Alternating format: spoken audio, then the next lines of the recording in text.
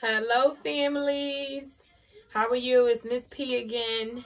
Hi, Brooklyn, and Dolly, and Can Baby, and Amaru, and Paz, and Sydney, and Kara, and Cuddy, and Noe.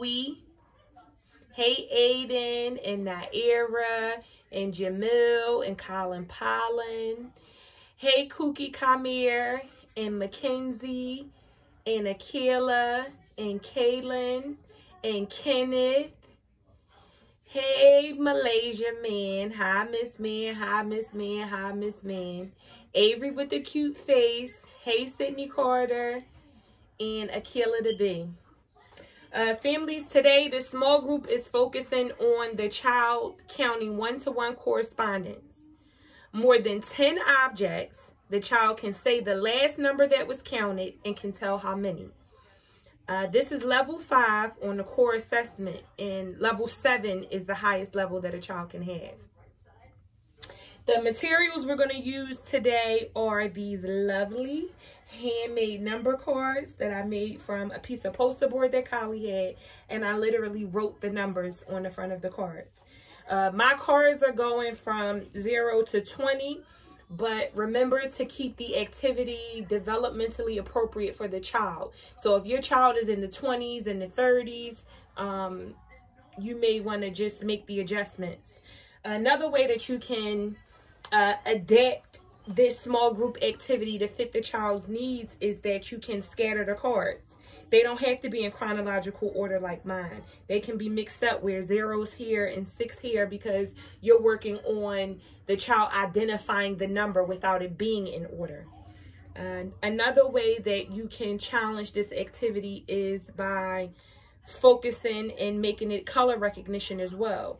You could have done the even numbers 2, 4, 6, 8, 10, etc. in red, and did the odd numbers 1, 3, 5, 7, 9 in blue, and been able to ask the child what color is this, or if the number is an even or odd number. So let's carry on. The materials for this small group. Due to the circumstances in everybody's home, I wanted to make sure that I utilize materials that you guys are likely to have around the house. So we can use cotton balls. We can use coins. I'm sure that the young ladies at home have barrettes laying around.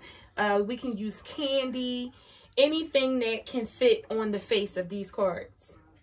All right, so let's get started. If you wanted to, you can introduce the activity by counting, root counting from 1 into 20. And as you're root counting, you want to point to the number on the card so that the child can identify that number with that card. All right, guys, let's go.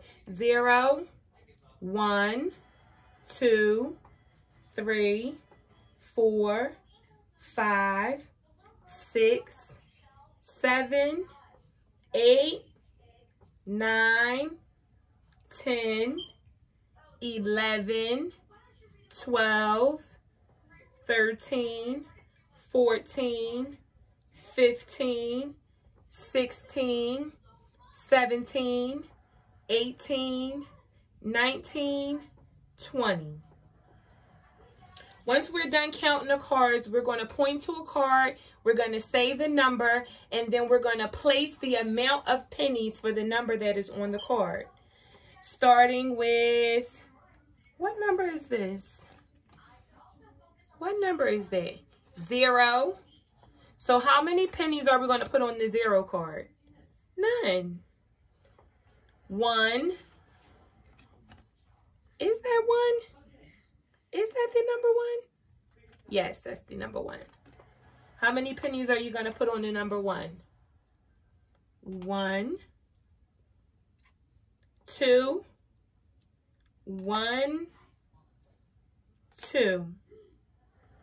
The next card is 3. 1, 2, 3. Let's jump around. What number is this? A 1 and a 2. A 1 and a 2. What number is that? A 1 and a 2. 12. Let's put 12 coins. 1, 2, 3, 4, 5, 6, 7, 8, 9, 10, 11, 12. How many is that again? 12. What number comes before 12? What number comes before 12? A 1 and a 1. A 1 and a 1. What number comes before 12? 11. What number comes after 12? After 12. A 1 and a 3. What number is that? A 1 and a 3. 13. 13. And you continue on, families. You go throughout the numbers and you have the child complete the task of the one-to-one correspondence. Just a little more history on it. One-to-one correspondence is an important beginning math skill for preschoolers. It can take months or even an entire year for a preschooler to begin counting objects with one-to-one correspondence.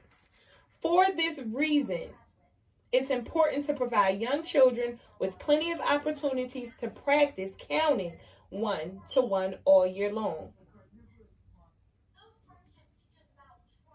One-to-one correspondence is an early learning math skill that involves the act of counting each object in a set once and only once with one touch per object.